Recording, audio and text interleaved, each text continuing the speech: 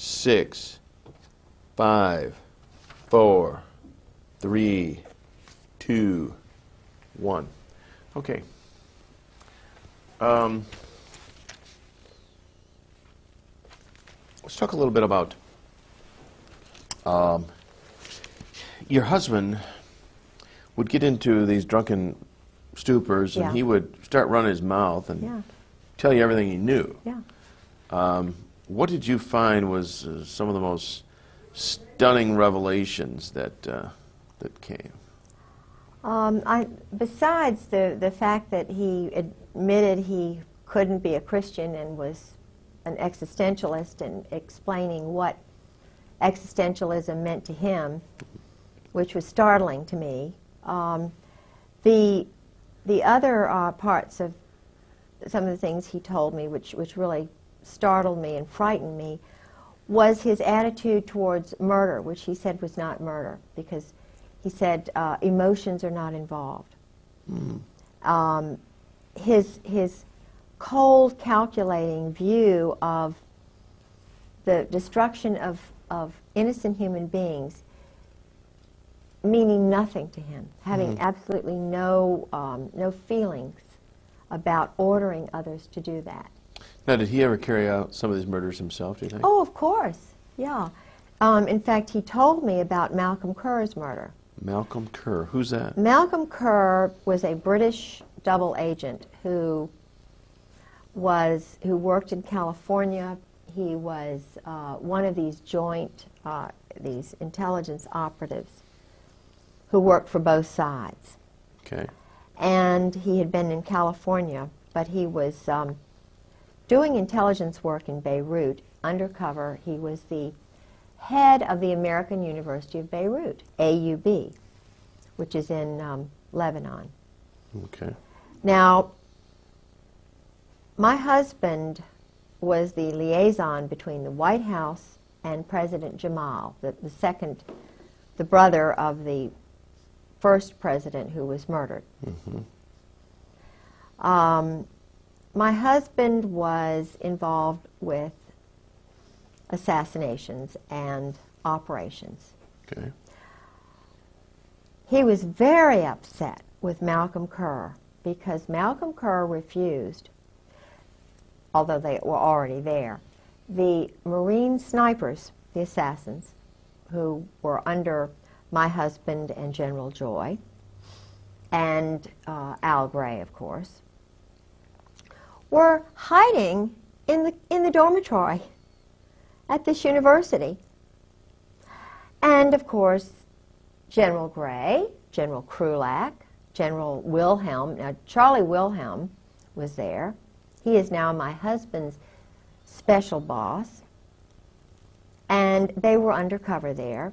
And they had Malcolm Kerr murdered, simply because Malcolm Kerr would not allow the Marines to stay in the dormitory.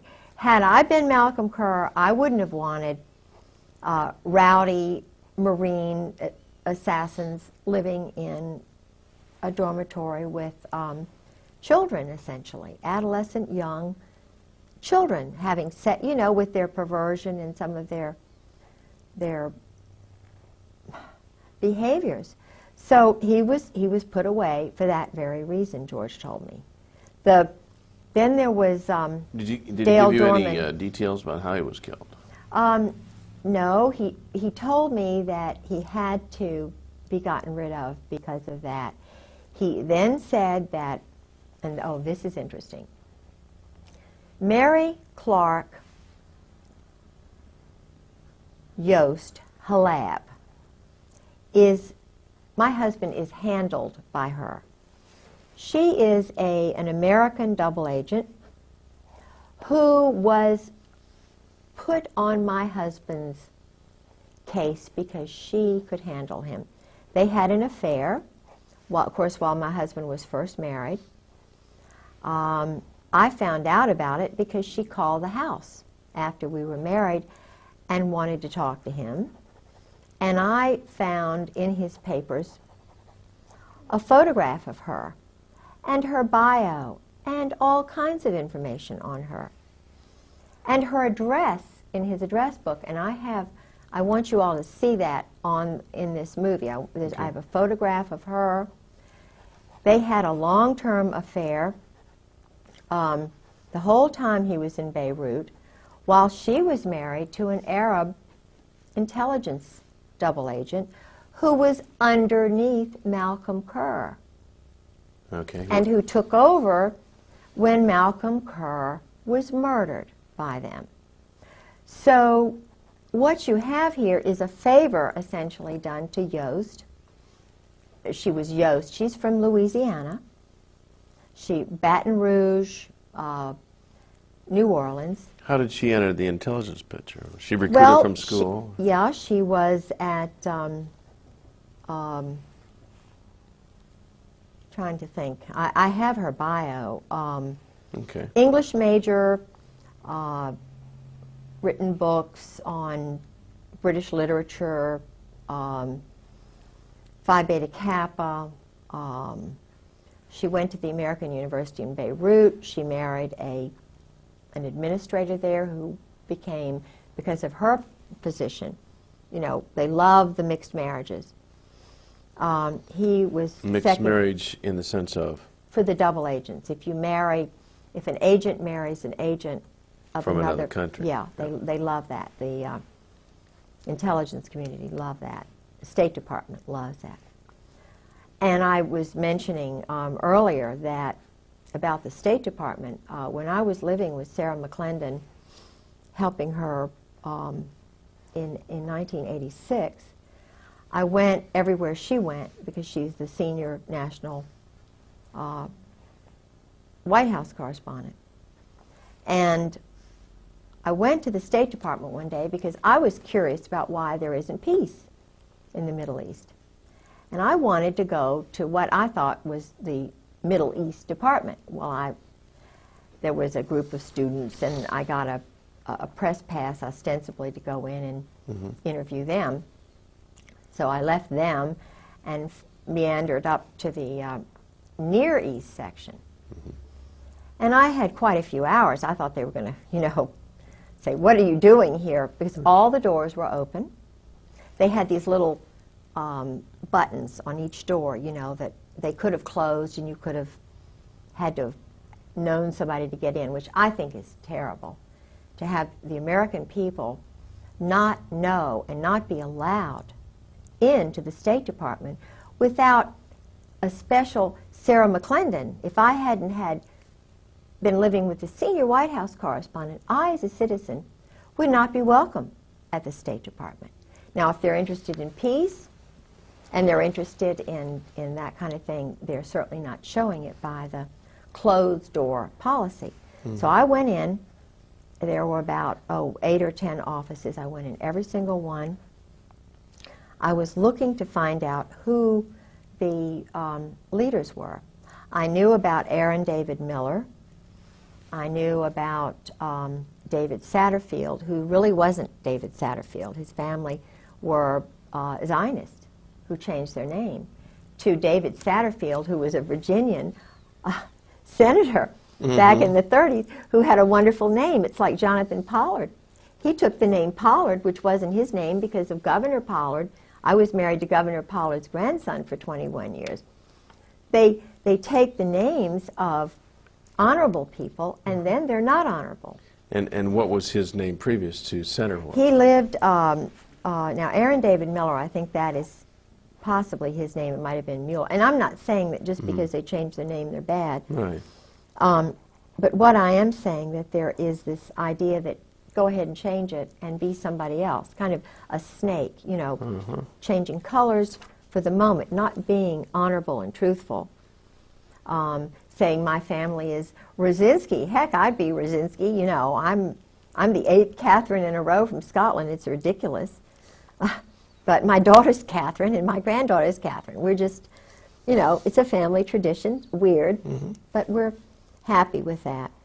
David Satterfield, the reason I went there was because in the spring I went to a dinner. It was either a dinner or a luncheon that the World Affairs Council had in Norfolk. And he was speaking. And I'm very interested in peace because as a Christian, sure, I want it. I know it's possible if people are reasonable. And this talk that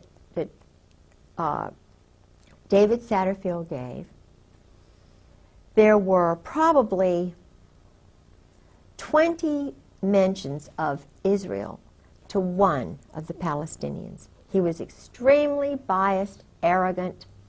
The arrogance is what bothers me, because you can't have peace, you can't have justice where there's imbalance. And even that comes from the Greek Furies, you know, the female who holds the justice. Women understand balance and justice. And women know, mothers know, if you show favoritism towards one child, the other child's not going to be normal the rest of its life. So a wise mother is fair and tries to be balanced, as most families do that are balanced. Well, after having heard the bias and so forth, and then seeing other people who were involved at the State Department in Norway when I was there, when my husband was doing some weapons deals with Newt Eigum and some of the State Department people under the table when we were supposedly going to Moss for the mayor, and her husband and George were doing some deals. He's sort of a pilot, and you know, there's a lot going on between Norfolk, Virginia Beach, and Norway, and weapons deals and so forth now because of what they set up in the spring of '95. So I went into the State Department Near East section and found there was not one single Palestinian, not one single Muslim, religious, Saudi, you know, Jordanian, not one Christian Protestant, not one Roman Catholic, not one plain old American, whatever, from Corn Pone. Every single person in all of those offices were either Zionist, Israelis, whatever, and they had pictures all over the wall of Israel, Israel, Israel. They had magazines, Israel Today. You know, I was given a copy of one.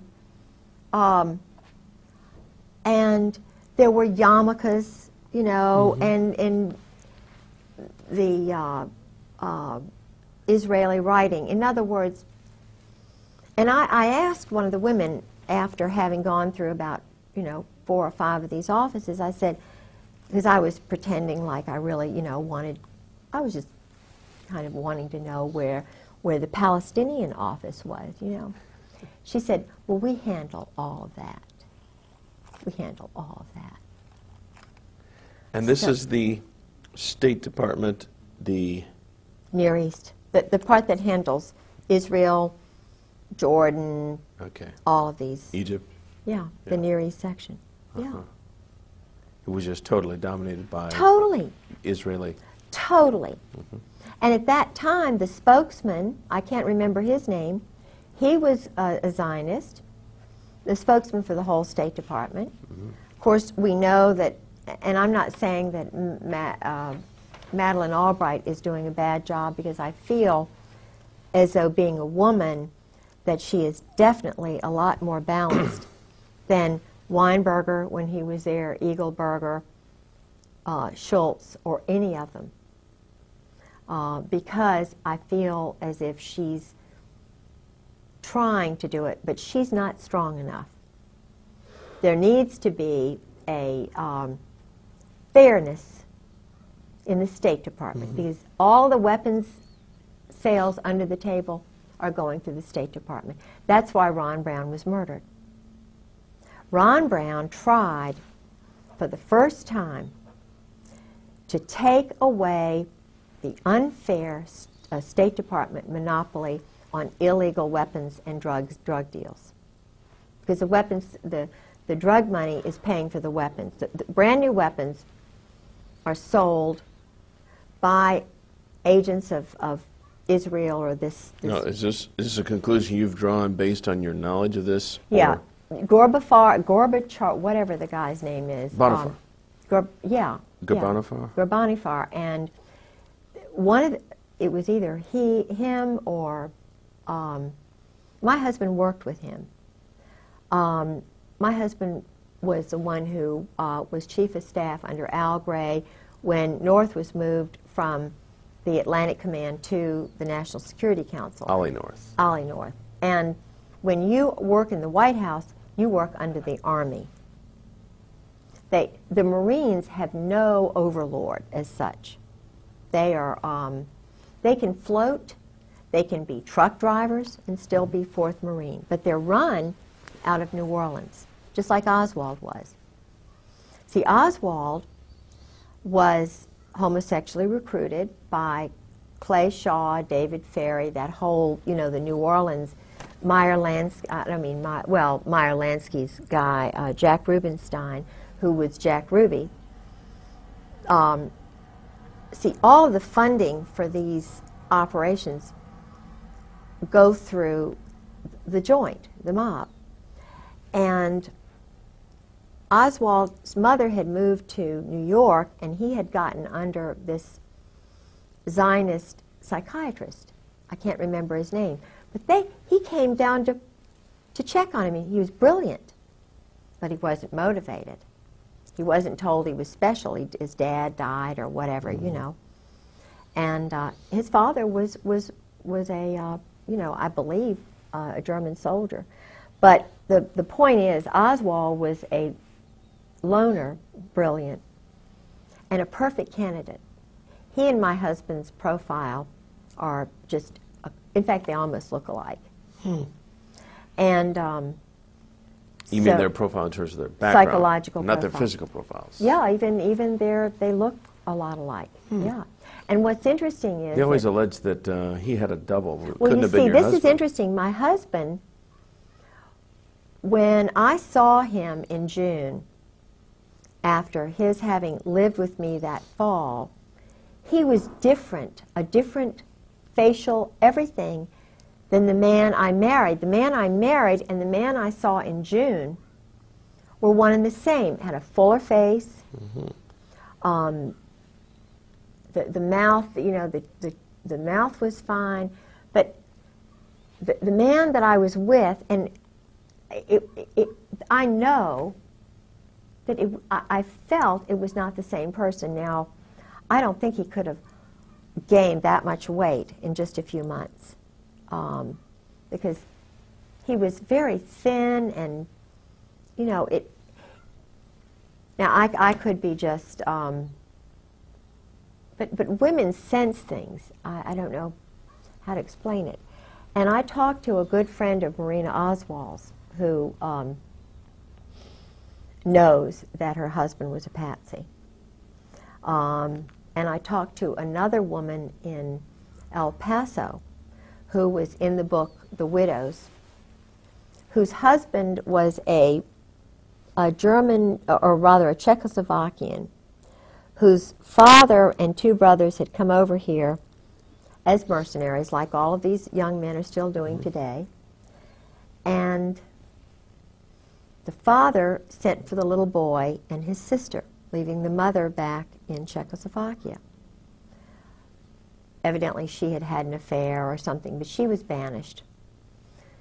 I think they do this on purpose, though, because I'm finding that the boys identify with their mothers. They don't bond so much with the fathers, and they are their mother's keeper in that country. Now, I've talked to an Indian who had this situation, a little boy from Haiti, and a young boy from Romania. Each and every scenario was the same. The mothers were back there. They were given 5 years to become an American citizen. As they were mercenaries, they had to do things that made one of them cry on the bus. And he told me what was done when they did a hit. There was one man who did things that were just horrible, and he said, I want to get out, but I can't. And this is horrible. to put young men who are strict Roman Catholics, you know, they've got that background, and bring them over here and make assassins of them, or, in other words, to turn them in a 5-year period, and for the taxpayers to pay for this. These young men are training with SEALs. They may have a mother who's an American and a father who's French, so they can go both ways. And therefore, they're not under the laws of the United States, so they can go do the actual murders or whatever. And in Oswald's case, if you remember, he didn't have any problem getting into the Soviet Union. Right. And he went into the State Department on a Saturday. The man who saw him was a Zionist. He didn't even meet anybody else. Special, elite. Then he went to this town where there were a lot of, you know, sort of an Zionist intelligence elite group. The Georgian Russians had, because most of the intelligence people for a long time were Zionist in the Soviet Union and in Germany. And I don't know, but I know that they recruited a lot of boys at Eton and places like that, homosexually in England. And then a lot of them went to the Soviet Union after the doctors' plot or something. That I think Stalin thought that the Jewish doctors were after him or something. So in 1952, a lot of them had to go away, and they had some sort of a change or whatever. But what's interesting is that a lot of this played into tied into my husband, because he was in the place, the Mecca for the Jewish intelligence, or the Zionist intelligence people in Princeton.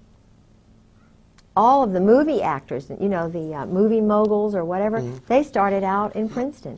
The psychological operations crowd from the Nazi, whatever, they came to Princeton. And, you know, of course, some of them went to Harvard. And they spread out from there. Oppenheimer and I mean, you know, it's very interesting. That's where a lot of them were, in Princeton. And he was there, of course, well, I mean, he was born in 1937. He born in Atlantic City, then they moved to Lawrenceville. But his grandparents lived outside of Princeton. So he had a tie with his grandparents. But then his grandparents wound up moving out to California, so he was really abandoned from the time he was 13. And, of course, being under the influence of Charles Caddock, who was the bodyguard for the Saudis, a la teacher. And he controlled the power in the school. The Cheeseborough, Headmaster Cheeseborough, of course, gave Charles Caddock carte blanche. Why? Because the Saudis bought a big mansion called Russell House. Caddock was there with the Saudis all alone, and my husband was there part of the time. They would go on outings using Saudi money. I mean, my husband was taught to fly a plane. He was taught to shoot. They went on these, they would get nude and run in the woods kind of thing. Even at Princeton, his roommates told me that he would go out with these men. And when his first roommate said, because he really likes George, and George is a really handsome, I think, a little older now, but in those days he was very handsome. And his roommate of the first 2 years, and who'd been at the Hun, said that he had a relationship with a French teacher who was a count or whatever from Paris, who was kind of a teacher's aide, who helped him write his paper, and who knew Camus. In other words, there was a group, this young French teacher who liked my husband a lot and helped him with his thesis, was also a friend of an older French teacher who was a very good friend of Camus. And Camus was coming over to see him when he was married. Camus is? Albert Camus is an existentialist writer who believed in murder and, you know, sabotage. And the end that justifies any means. Yeah, and he was also an Arabist. They were, you see, Lawrence of Arabia, this group stuff was started by this small group of Kabbalists who were trying to take over the oil. So what they would do would be to find these sheiks and find whichever one would go along with whatever. Well, the Brits were more interested in finding somebody who was fair, you know, not necessarily like that, you know, but then there was a guy named Moose who was in the American State Department who tried to, they wound up, the Americans wound up poisoning this Caddick, got in with the Saudi royal family, the other brother, who wound up getting it. They had a house in Switzerland. The Saudi royals had big mansions on the Aix-les-Rosés is the place where Charles Caddick died, I understand. And my husband, according to the roommates, one in particular, who said, George never lost track. He always kept up with Charles Caddick. Well, Charles Caddick only died in, what, 1995, 1994. I only heard of him as a teacher in the first 3 years of marriage.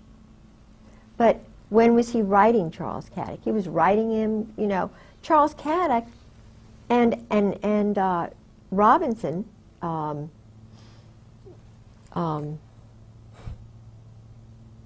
Robinson, I can't think of his name now. You probably will tomorrow. Alexander Robinson. Alexander Robinson. Was a Marine, very handsome, young, went to the Hun School, and was in Saudi Arabia, in these places, came fresh from there to the Hun School.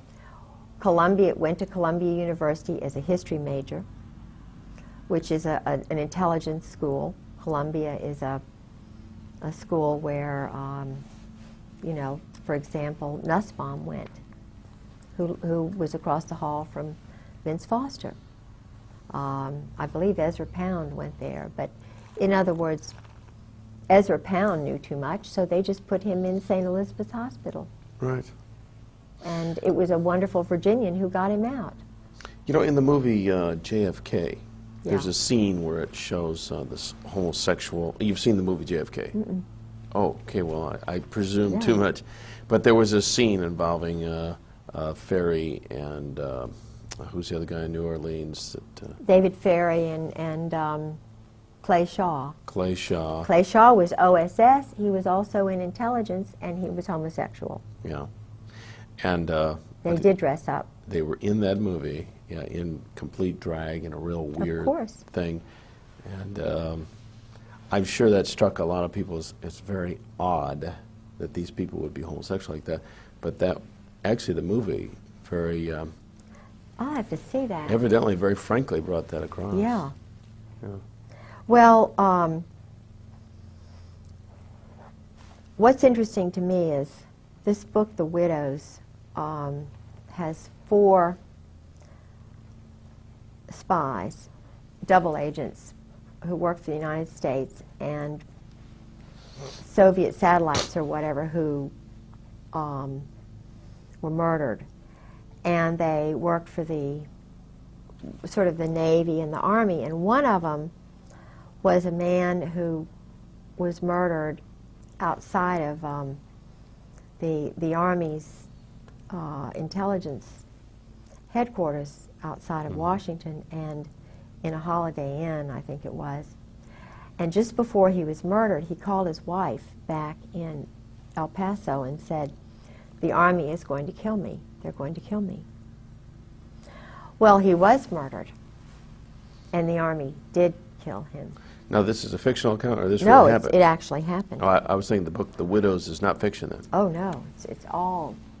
Golitsyn, the spy Golitsyn was in there. There were a couple of others. Paisley, who was murdered almost like this other man. Paisley was murdered like William Colby. Paisley was also hanging around with homosexuals. He went to the Rush River Lodge. That is the one. So did Bob Woodward. Bob Woodward, you know. The reporter? Yeah, yeah. Henry Kissinger was a well-known, totally a homosexual, not even both ways. And so his wife is a marriage of oh, it's just a convenience. Yeah, and he might, you know, maybe he's discovered women in his late age, I don't know. But no, I heard through a very well-grounded German that Henry's best friend's father told Henry to stay away from him, and that's why Henry left. The family were embarrassed, and Henry went to Britain, where they did this, and then changed his name from Heinz to Henry. And I interviewed a man named Bob, who's an Army enlisted person who told me about Henry in Cambodia. So he, up through Cambodia, he was actually raping young men. And of course, that experience destroyed the lives of these 5 young men, according to the source. I mean, he said he was crying, and this man was a perfectly wonderful, functioning, young married man who worked for a newspaper on the Eastern Shore and had 3 young children, went to Vietnam as an enlisted man, was put in Cambodia, which he said it was a lie living there, and then ran into Henry Kissinger, or Henry Kissinger ran into him and did certain things to him, invited him into his tent with some other men. It was horrible, but it was, you know, he said it's wartime and so forth. But he said, you know, I could have taken it mentally if it had been a bunkmate or something. But he said, when it's someone like Henry Kissinger who does it to you, you're ruined. He said, I could never, he said he came back home. Oh, and this is interesting, and I really believe that Bob's right.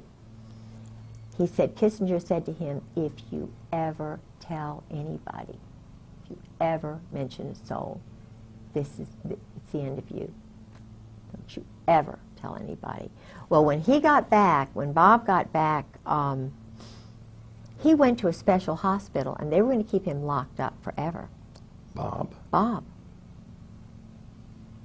A lot of the other boys just, you know, my feeling is that he was flagged the way I was flagged when General Gray and, you know, Wilhelm had me flagged because I broke up the go-go dancing in the officers' club. I was labeled a troublemaker because I thought it was wrong for married men to be going out with topless go-go dancers in the officers' club dining room, and I took pictures of it, and my husband, you know, got really mad and so forth. And these pictures today are still with you, or they're missing? Oh, no. My husband, what happened, I had the pictures. I risked my life because he tried to grab the camera from me. I hid it in the women's bathroom, and he tried to get it from me. We had a terrible fight that night. He wanted the pictures, and I mean, I prevailed. I developed the pictures, wrote a very nice Southern letter, wrote the letter to the club manager saying I didn't think it was proper. Had 3 sets, actually 4 sets of the 3 photographs I took made, and I sent a copy of the letter and the photographs to the base commander's wife and to the commandant's wife, and it stopped. But I was flagged, so I know, but this was before Tailhook, and yet instead of being congratulated for helping family values, for standing up for the wives, for showing the Marine Corps the proper place to have nudity and debauchery is not in the dining room of Camp Lejeune. And my husband said, well, this is nothing compared to Okinawa. You just have to get used to it, he told me. Now, I was a colonel's wife. These were young majors, and they were seeing me being talked down to. What do you think it did to them? It demoralized them. The Marine Corps was demoralized. The wives were demoralized, and I did what was right, what Jesus Christ would have done. How can they call themselves Christians and condone, how can Al Gray and Wilhelm and Cook and my husband condone this kind of behavior and flag me as a weirdo? Mm-hmm. So there's something, and that's where I'm standing. I'm standing on what I know Jesus Christ would have done. And if they want to, continue to hound me because I'm telling truth, well, that's just the way it is, because I'm not going to lie and develop a different kind of personality just to please them. Mm-hmm. But anyway, that happened. Well, it's certainly honorable. Now, so then the book, The Widows, continues with... Yes, yes, and I contacted this woman. There was a detective who had to be hired. She knew he'd been murdered. The Army covered everything up. She had an independent investigator, and the interesting thing which happened was that she worked in a toy shop. This isn't in the book. She told me this over the phone. This is Mrs. Yeah, it's like Klein. Well, at any rate. So yeah.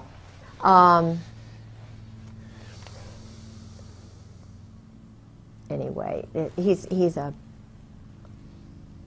I'll think of it in a minute, okay, hopefully. But she worked in a toy shop, and they were scoping her out. And this was just after the... No, it was before he was murdered. It was before he was murdered, because she said she told her husband about this. George Bush and his wife came into her shop and were looking at her. Why? Now, I don't know what that means, but they don't live in El Paso. Why? And he was doing all of the Russian, Mexican, Trotsky kind of work for George Bush. George Bush. No, this guy. This guy was? Yeah. And this is while Weapons George sales. Was CIA director? Right. I believe he was CIA director then. But the interesting thing to me was that why would he scope the wife? Why would he bring Barbara in? Did Barbara know? Was he just using Barbara as a, But she was being observed. And it was shortly before he was murdered. And I know that Parker Host, my husband's friend, has dealings with George Bush. So, I don't know. I know there's a lot to do with oil and Aramco and, Texas and all of that. I know it's very complex, but where I draw the line is murder and assassination and corruption and lies and deception and cruelty to innocent women and children and families just because they're not elite. Mm-hmm. Just because, now, Mrs. Bush is in the Colonial Dames. So is my mother. Colonial Dames? What Colonial is Dames. It's a... Colonial Dames is a very elite group of women, they think they are, who are descendants of George Washington's aides. Oh. And they own George Washington's ancestral home Solgrave Manor in Great Britain. They run, they have Wilton in Richmond, which is an old house where Lafayette visited. I know there's a connection with Lafayette and the Masons. And I know there's a big Mason contingent in the warfare selling group, because the head admiral in Norway, Igam, no, I think it's, no, not Igam, because he's in charge of the prisons which have the drug lord. He's running the drug lord out of his prison, and he's a friend of George's, Newt Igam. They were talking about this, as though I would know about it, you know. And he has a house or a cottage right outside of Kolsås, Norway, which is where they have their underground, one of their underground bunkers. They have one in Narvik, and they do a lot of the cold weather training NATO does up there. But I know they're doing weapon shipments out of Norway. Okay, we'll call this a wrap for I'm tired. this session. You have done a stellar job. Well. You have done a stellar job. You want to be sure and take all these things. Yeah. They would be secure here, but let's not take Well, any chances. you know, this is not in order, but this is interesting because they're talking about having mercenary guys now, like the executive decision or they're hiring mercenaries. Countries are to do, but it's not just countries that are hiring mercenaries. It's you know, others. This is his Princeton yearbook, and you know what some of the guys are doing this year, which is interesting. Okay, all set. Here, I'll move.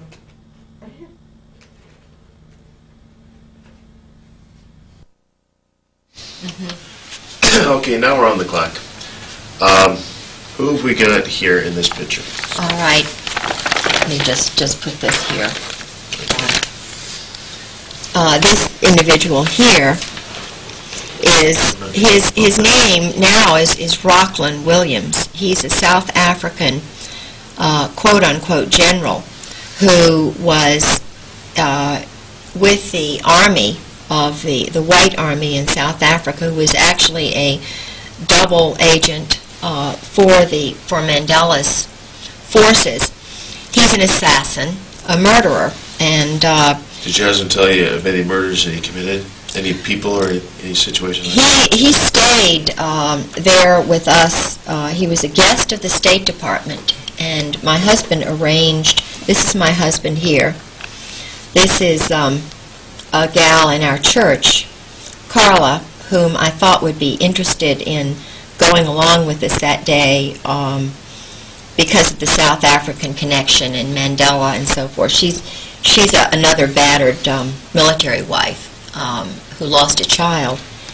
And anyway, she is a very bright lady, and we No, this guy's name again is? Rockland Williams. He studied in Great Britain after this. Does he have any got other a doctorate. Name? Yeah.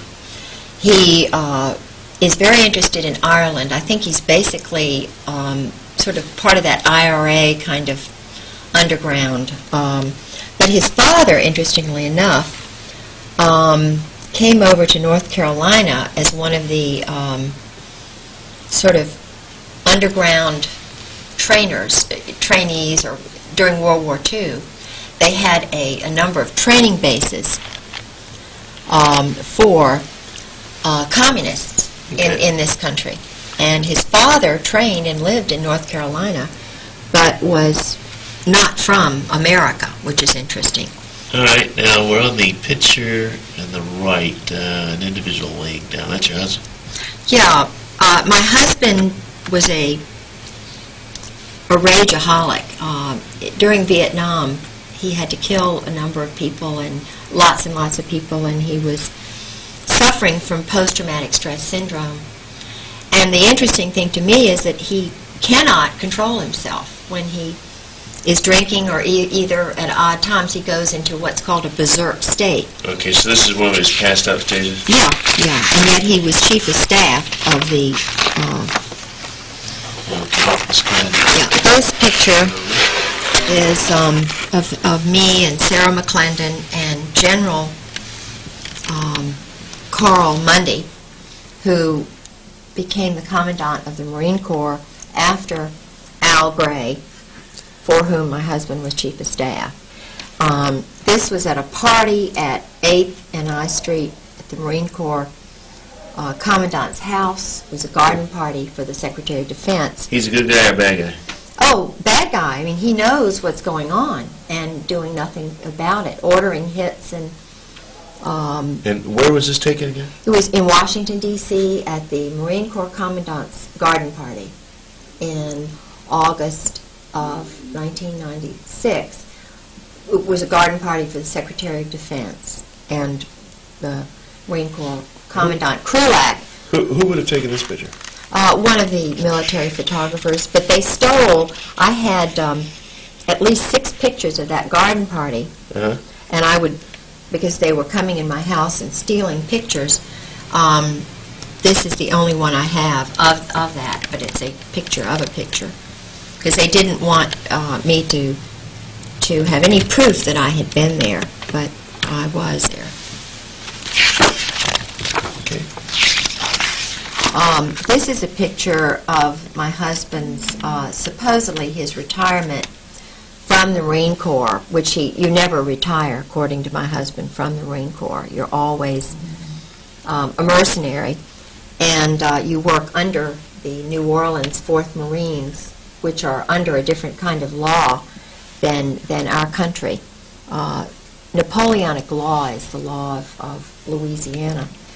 And my husband was always going down to Louisiana. They have a training school for assassins. They kind of hop around from Lake Pontchartrain to here and there. And this is General Al Gray, who was the Commandant of the Marine Corps at that time when my husband retired. My husband was his Chief of Staff. This is my husband, George Raymond Griggs. Okay, hang on just a second. Let's get a good shot of Gray here. Okay, who's the guy next to Gray? This is my husband's son.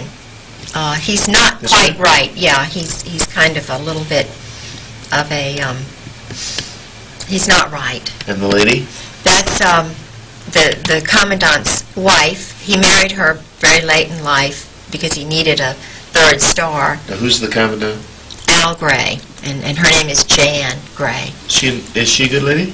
She worked Has for... potentials? She has potential. She worked for him in his... See, even when he was general, he ran an intelligence operation, which was a contract organization, trying to hook politicians and get them. What is the word? In other words... Compromising situation. Yes. He has and still had and still has an organization which brings in whores, prostitutes, whatever you want to say, who will compromise politicians so they can be used. Jan worked for him in that organization, which was not part of the military. She was a hooker. Well, I don't know. She chain smokes, she sleeps with the dogs and stuff.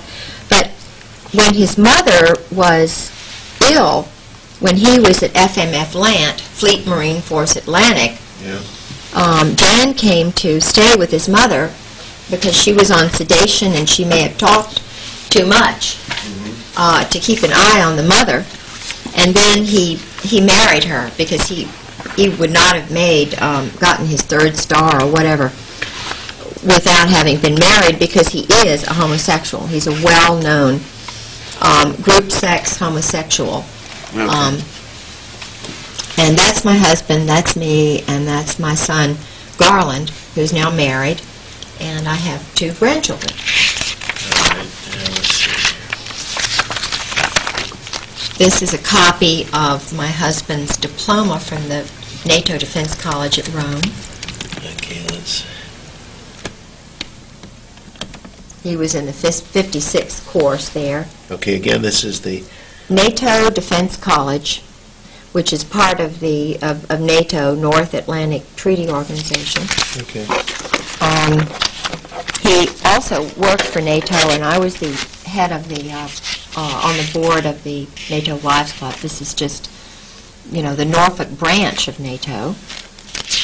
Some secret papers that he had in the house, of course, he shouldn't have had. These were operations that were going on, amphibious operations. These are just some landings in Norway and different brigades and names. Okay. This is an original of a memorandum from when he was at NATO. Okay. And this is a funny picture. I just heard about Marchenko was going to be at a book signing, and I kind of was curious to know whether he had even known George and so forth, and he did. And that's a picture of me with Richard Marchenko. And his father was, of course, one of these mercenaries who came to work for our country. And if you read any of his books, you know that they do everything they want. There's no right or wrong, and then these guys are churned out. And now this I have in here because this is about the royal family of Saudi Arabia. And my husband this is how my husband's gotten his power. Because my husband went to a private boys' school on scholarship. He was hooked the same way Oswald was, homosexually. Mm-hmm. And the three oldest Saudi boys were also hooked homosexually. The first one to come over after the uncle had been murdered, because uncle was a really good guy, and he favored the British. So these saboteurs, these communists who were in... Now, when you say uncle, you're not making reference like Man from U.N.C.L.E. No, the uncle of the Saudi royals. I just wanted to say connection between that television series and... But Mansour was killed. It was Mansour who was poisoned in Paris. Right. Okay. And my husband went to school with them. And now there's one of them involved with the Marine Corps. He's kind of... All right, this is the recruiter for my husband. I'm sorry it's not a better picture, but it was faxed to me, and they took the originals. This was a copy of an old one. His name was Charles Caddick, and he was a homosexual. Borland was a homosexual. Okay, I need you to hold it up about 2 inches. There, that's close. Charles Caddick died in the Saudi, one of the Saudi mansions outside of Marseille, where they used to have the group sex orgies. It's a place called Les Rosés. Okay. And okay, I think that's. Then we get into the diary. What's this here? Oh, yeah, this is one of my husband's friends whom I talked to about some things that were going on. He was on the ship with my husband, Ed Townley. Did you mention any of these during our interviews at all? No, I didn't mention Ed Townley, so he's not. Right. Let me see if there's anything here.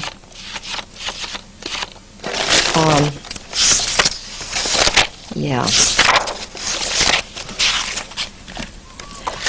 When I was going through, they've taken so many of the originals. I met with Ollie Whipple. Now, Ollie Whipple is another Marine intelligence person who told me about Dale Dorman. Okay, do we have any pictures? No. All we need to reduce on this tape here is pictures. Okay. Or documents that are significant to anything we might have discussed. Englehart. My husband's getting mail Major for an Englehart. Joseph Englehart. And I know that there's a connection. There's money's being laundered. This is a presidential citation, copy of one from my husband. Okay. Oh, and this number is important because this is not his Social Security number, and you can find out a lot by that number. I think it's it's either 077 170 or, but that number, you can find out a lot about my husband from that. Oh, here it is, 077 670. Hang on a second. Oh. President, these are certificates of what? When he rises in rank. Oh, I see. From one rank to the other. Captain. We went from colonel all the way back. I see. He was, let's see. Now, next step after colonel is... general. General. He didn't make general because of his wife's mishap. Yeah. Here. That kind of put him back a little bit. You missed him, huh? No, I mean his first wife. Oh. Her death, Yeah. which was not. Here, he was with the U.S. Defense Liaison Group in Indonesia, Okay. where they were training assassins on Timor. They have a little factory for assassins and terrorists that was started by Mountbatten. Okay. Okay. This is NATO headquarters.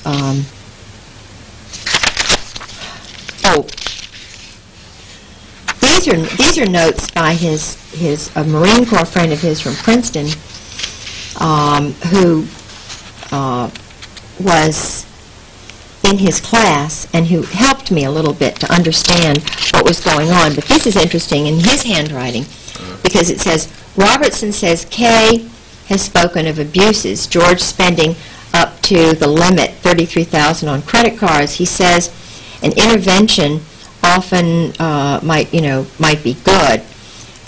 J.R., Jim Robertson, is disturbed by Kay's stories, and this is J.R.'s number. Well, who is Jim Robertson now but the head of the Justice Department Criminal Division? And this is in his handwriting. They've taken the originals. Mike Kimmel was mentioned to me by Jim Proctor, who has written this. Mike Kimmel is the son of the famous admiral who was the head of Pearl Harbor at the Pearl Harbor bombing. And my theory is that these guys take the sons of generals and then they suck them into their little thing. Jack Herman, in the dark. Jack Herman was my husband's roommate from Brooklyn, whose father was Barbara Streisand's doctor, and who is really literally kind of a basket case since he graduated from Princeton. Siegel is the president of the class. Right. John Wilhelm, I think he's related to Charlie Wilhelm, whom my husband's now working for. He's in intelligence. We have a picture of him in the Yeah, we do have a picture of John Wilhelm. Murdered or something happens to me, and I'm really scared when I talk about this. It's all right. The more you talk about it, and the more people know, the more safe you are. This guy, his name is V.W. Wooten. He was and his son Wallace, he said it was his son. This is the license number, ZYF 3977, Chrysler LeBaron, maroon. The time, it was 5:30:96, 2 o'clock, from about 2 until 4:30 in the afternoon. They were parked there, and on his clipboard he had personal data. He had a book entitled Religions of the World. He was obviously studying Islamic religions, because that was, what the thing. 2 Army pea green coats, his curriculum vitae, and he had 21 years of service with the Air Force. Among the top, I couldn't read the rest of that. Experience 1992 to present. Chief of Security, K.I. Sawyer, commander of 350 persons, provides protection, top secret security, education, master's degree, bachelor's degree, squadron officer, Air Force Staff College, fundamentals of probably total quality, I don't know, awards, Air Training Command, member of the Marquette, he's a fraternal order of police member. But this is interesting, 1991 to 1992, Provost Marshal at Keflavik, Iceland, which is where all of this, the drug smuggling and stuff goes through that airport. staff supervisor of 500 people, briefed U.S. ambassador during the visit of the Pope John. He was guarding. This guy again is who? Was guarding my neighborhood. V.W. Wooten? Wooten. Yeah. All right, this is just a letter from Jim Proctor to Mike Kimmel, who was the son of the famous admiral, head of Admiral Kimmel, World War II's, the bombing of Pearl Harbor. Yeah. And it says, it seems George has recently disappeared from home for short periods. Kay's trying to talk to everyone she believes who knew George better than average, both in reference to where he might be and in perhaps a more important sense, what makes him tick. Apparently, his pattern predates their marriage by quite a lot. She's coming to Washington sometime the week of March the 4th through the 9th, but at a minimum, she would like a call from you. Her number in Virginia Beach is that. I saw your picture in the 35th reunion book, sailing off Shadyside, blah, blah, blah. And both of these were Princeton roommates of my husband. Okay. This is from the Princeton military ROTC book, which has the names of the men who were commissioned in the Marine Corps at the time my husband was. There's George Raymond Griggs, and there's Jim Proctor, who's handwriting in letter to the other guy. Okay. All right? And Tom Lewis, I think, is in there. These are just more notes. Okay. This is a medical complaint. When after I was battered and beaten, I tried to get copies of my pictures. They wouldn't let me have them. From the medical? Yeah, they wouldn't. These are just some little things about. It's not that important. I was just writing down things I remembered. I don't think this is really. This is just about some of his background. Yeah. No, this is not really. These are just some legal things. Oh, yeah. I had so many break-ins in my house, and this was one, and they always had a Marine, 20-year Marine as a police officer, who would interview me and say, oh, well, there's nothing, nothing wrong. You just, you're just imagining things. Well, this particular incident, they were SEALs. They were dressed in black. They were amphibious men. My neighborhood is surrounded by water. And not only did they break into my house, in my car, they were interrupted by a neighbor's dog, a Doberman kind of dog, who chased them, and they left my suitcase in Judge Reed's woods. I guess they were intending to, to get it the next day or something.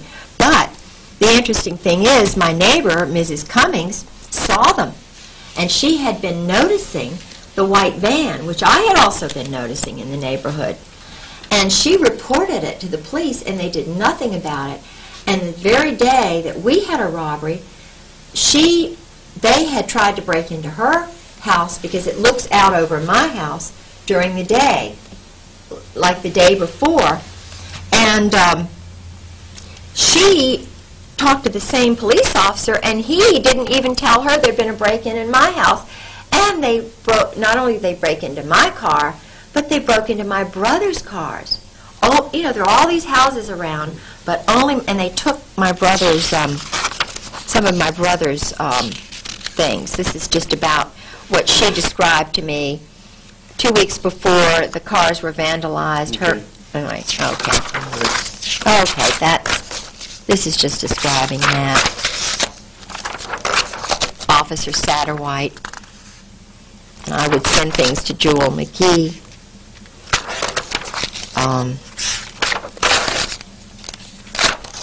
These are just. I had a lot of things going on in my house where they were doing things. Oh yeah, this is from the alumni list of Princeton, and I don't have in other words, the Saudi Royals are in the alumni class list, but they're not in this particular one. But if you call the Hun School and you get a list of the alumni, then you will find the Saudis are there. Now this, the CFR list, this is why I have this. This is the CFR, Council of Foreign Relationship members, and all of these I've heard about or met some of them. My husband's mentioned. There's some that are also skull and bones at the same time. It's the Yale leadership crowd. Howard Baker, George Ball. Steve Bell I know really well. He is a friend of my former husband's family. Did we mention him in the interview at all? Steve Bell? No. John Blum we did mention. My son is married to his daughter. John Blum, he's a Brooklyn, Yale-y. His best friend is this Rockefeller guy, not Jay. His son is married to your daughter. No, his daughter is married to my son. His daughter's married to you. And they met. His father, they're Jewish, part Jewish. Mm-hmm. But what's interesting to me is that, see, I married the governor's grandson, and my son is John Garland Pollard the fourth. I mean, you're talking old Virginia. Mm-hmm. I was like a brooding mare for them. I mean, I was a bird of Virginia. It was kind of like, you marry this John Garland Pollard. Well, my son went to Woodbury Forest, which is where George Bush's son went and Oliver North's son went. Okay. My son went there for 4 years, and he met Alice Blum, who, they have a place in Maine, and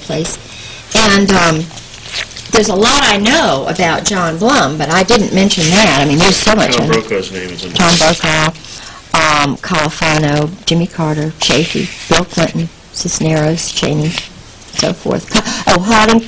Harding Carter is a real close personal friend of my husband's and a Princeton graduate. Okay, lift this up to it. Yeah. There we go. Well, Harding Carter. Okay, and so is William Crow. And who is he? He's a Princeton classmate of my husband's who was what does he do? Carter administration, intelligence, all mostly intelligence. And they're not intelligent. Michael Dukakis, Andrew Biddle Duke, Larry Eagleburger, he and Henry Kissinger were good friends. Einhorn, no, I didn't mention him, so I won't. Okay. Forstall, he's the son of James Forstall, who was murdered. Okay.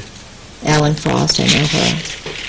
Firestone, Gelb, David Gergen. Anybody you might have mentioned in the tapes? Let's see, I'll go real quick.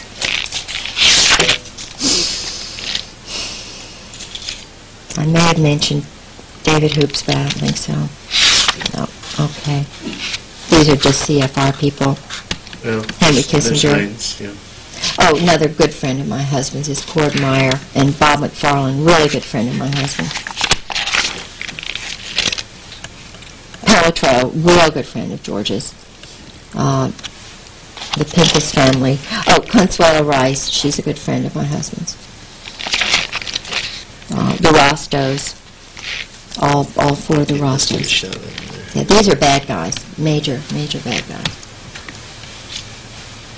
David Rockefeller is a friend of my son's. He came to my son's wedding. David Rockefeller? Mm-hmm. In Connecticut. He was in Connecticut. Mm. George Schultz, really good friend of George's and everybody. He's a big power guy.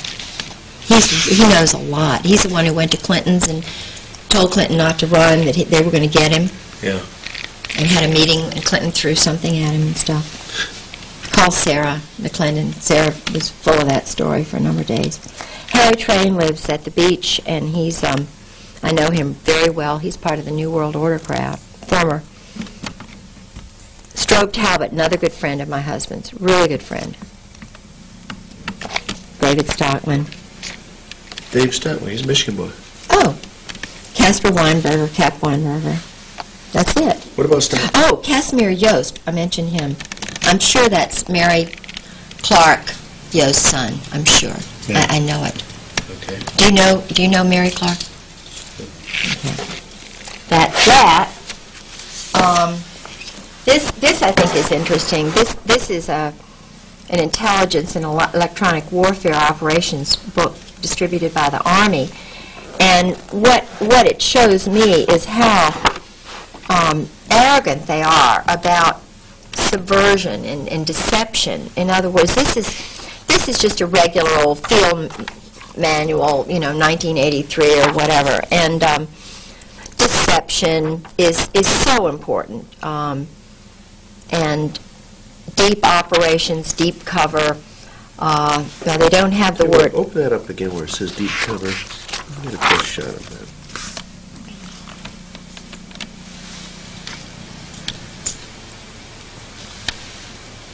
Okay. In the special operations is what my husband was head of, operations. The electronic warfare, an important part of electronic warfare is deception and knowing everything about the person, not just knowing about the target. Now, human beings are called targets. Women now are being targeted by the military, right. Wives like me. So they'll have a team finding out everything about my grandparents, my family, who my friends are, to try and discredit me. And of course, everybody who is flagged, who is a target, they'll jamming is a deliberate radiation or re-radiation of electromagnetic energy to prevent or downgrade the reception of information by a receiver. The multi-spot jamming is directed against more than one frequency. In other words, they jam the. I've had my caller ID downloaded. Sarah McClendon called my house and was told she couldn't reach me. It was a military base. MED is conducted. MED is manipulative electronic deception. Simulative electronic deception is SED. MED is conducted by altering the electromagnetic profile of friendly forces. It seeks to counter hostile electronic warfare and SIGINT activities by manipulating friendly electronic magnetic emissions. This is done by magnifying the technical characteristics and profiles which would provide an accurate picture of friendly intentions by deliberately transmitting false information.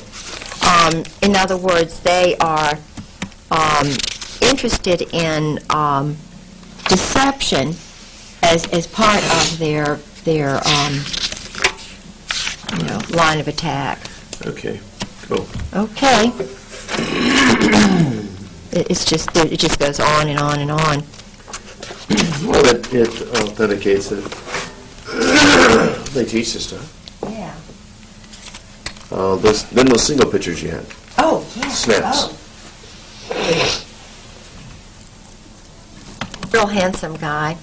His dad was a Nazi soldier. Okay, was with the big elite. Name is Ken Millis. Let's see. And that's his mother, Flo, from 7 Mile, Ohio. Really nice. All right. That's the former Marine Chief of Staff. While my husband's wife was being put in the grave. Let me zero in here again a little bit here.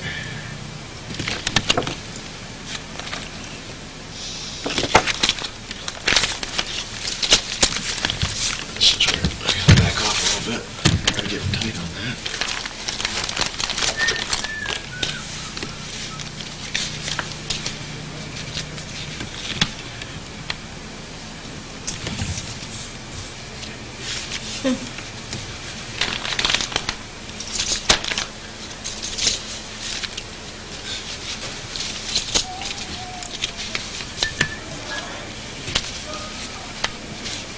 These are some original letters that he wrote to his lady friend when he was married to his first wife. Okay, now once again, these the significance here is he is a Marine colonel who was always there when George would sort of disappear, but he was chief of staff Okay. And the ladies are? His wife and his mother and my husband and me. Okay. Okay. Whoops. Oh, I'm sorry. Sorry.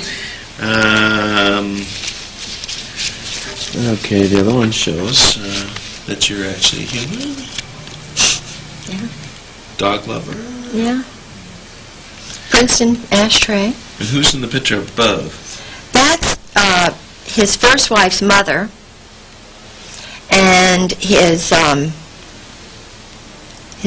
daughter and his daughter-in-law with the baby that I just prayed that there would be a granddaughter. And this is Melinda, little Melinda, in front of the dollhouse in our yard. Okay. Okay? This is his first wife. Can't tell you what. With a dog. Let's hold those right about, I don't know.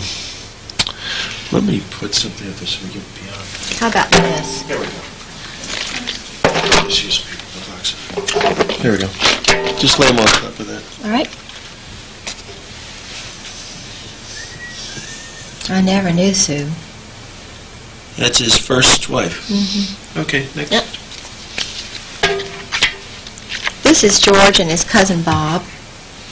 They're big drinkers in that family. I don't know who the other people are. Okay. This is George in one of his rages.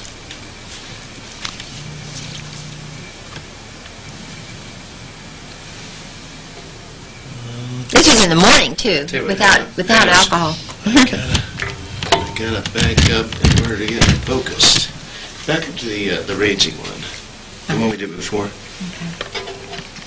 I mean, I'm scared. You're talking major injuries I've had, broken bones, and I reach out for help, and then I become the target. So you're taking a picture while this rage is going on? Yeah, at risk of my life. Was he where you were taking the photos? He's in a total, unbelievable state. Okay, next. It's called the berserk state. This is just, when he walks around nude, when he gets in these stages. Okay. Can't help. I mean, I don't know. I just don't know how to. This is him again. He'd take a lot of the pictures and cameras. He'd break cameras, and because I was trying to get somebody to help me protect my life. Just get some help. Yeah. That's all. I wasn't trying to tell on him or, be a bad. I was just trying to get some help. And I was scared. I mean, this is the normal look. He has the look of someone who's a little deranged. Yeah. Just a wee bit. This is a guy working now for Wilhelm in Florida. I mean, giving secrets away, that's the least of the thing. This is former mother-in-law and me, Cody. Here he is in his bedroom. Okay, now, his particular state of mind here is what? He looks a little defiant. Yeah. Well, what's he doing? It's fine if he's a nudist, but, I didn't know that. He didn't say, I'm a nudist. It's just, it's like I was married to a stranger. This is the George that I thought I knew. Okay, I'll tell you what, on that picture there. You know that little rule of thirds I told you about? Yeah.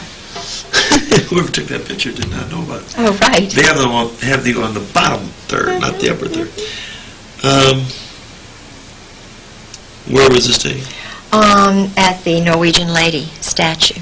Okay. And this had to do, they gave me a Norwegian Viking ship that day. That was the port master of Moss, Norway, George. Okay. Happy George. This is another, I think we have that one. Oh, let's do a Happy George, too. Yeah, let's do Happy George. This is George on Melis's boat with his little Princeton hat, and we're going out in the boat. Okay. And this is again the one when he was he wouldn't eat for 2 days, Just Passed out, okay. Yeah. This is him in the yard. He'd do that nude in the yard. You know, it was just so, well. Bizarre. Yeah. Now, he had the ménage à trois, ménage à quatre with this couple. This is his wife, Sue, who's with Jim Earl, and this is Nancy Earl and George. And they would do the group sex, you know, the swinging or whatever you call it. And I had lots of people tell me that, and yet he's, you know, very trusted, and they know everything kind of about him. This is another woman he was sleeping with in Beirut, whose husband was the assistant director at the American University of Beirut, who was an Arab. She was an intelligence person. And her son is Kashmir. Okay. This is just, you know, some bruises of me. That's not very nice to look at. There are injuries. This is George with his booze. That's good. But he looks like a little happier George. Oh, he's always smiling when he's drinking. Bless his heart. You know, he's always smiling. Okay. I'm trying to... this was a secretary in Indonesia that, and I know this is kind of terrible, but he and Anne Bouchou's husband and George, they would all sleep together. He went to visit her parents in Australia. And he told me about that. Now this is Louis Buell, the famous general, who was the one who was going to get him, you know, he was going to be a general, but Louis died too soon. There's Louis again. Here's Halab's address. You can tell that, you know, he tore it up. But I went and retrieved it. There's Halab and company, Halab. Halab. And these are just some letters to Anne Bouchou, another person. That's basically it, I think. I think we've got all of it. Okay. That's it. Right, then any other photos you... Yeah, when would that have been? Oh, 93, somewhere around in there. 94. November. Hang on a second, don't move it. Okay.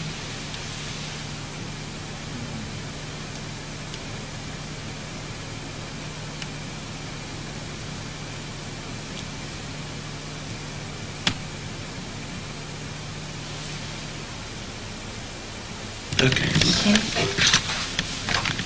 This is Mr. T. Parker Host,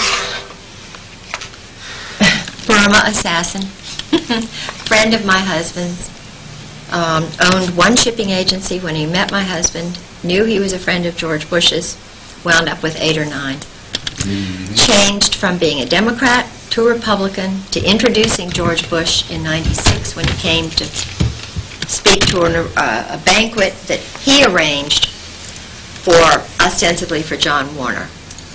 But when, you know, they did a fundraising thing, you know, you meet George Bush and Barbara, pay $1,000 or $500. Well, he's a mover and shaker and a nudist and a group sex guy. His sons are real messed up. But he's my husband's best buddy. That's it. That's George's. And that's at his farm. And we would go to the farm, and George and Parker would go out on the boat for 2 and 3 hours. And I thought, what is going on out there, you know? Okay. Here's a little thing about T. Parker Host, became chairman of T. Parker Host Incorporated. David Weibel. You know, that's just Parker. Okay. This is his wife, Anne, and I introduced him to her. Good work. She's my school friend, you know. Is she still married to him? Yeah, I mean, he's loaded. You know, she wants a lot of money. Her uncle is one of the guys who went to the moon, Collins. Her grandfather was this big Army general, so I didn't know Anne was all that well connected to the Army.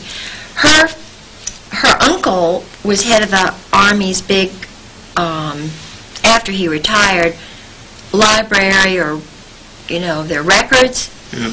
And her grandfather, Lawton Collins, was the head of Vietnam before, you know, I mean, you're talking major, if you're Army, interested in the Army. So I introduced her to Parker, and he was just a little, anyway. What's the next one? Okay. George and the Earls. Oh, that's the swap. The swap. Swap team. Swap And team. within that picture, each maid is swapped. Yeah. Yeah, exactly. She's not standing behind her Oh, husband. no, and they're not sitting with each other either. They sit on top of the other's lap. Yeah. Now, this is a Norwegian couple. No, you don't need to see that. Oh, this is the way he left the kitchen Yeah. when he took off. Okay. That's his beer machine there, by the way. Okay, this is just us at a wedding. Oh, that's a nice picture. Okay. Validates the fact that you spent time together. Oh, yeah. And there's even a date in this particular photo. Hang on a second. 94, 10/15, 94. Let's see.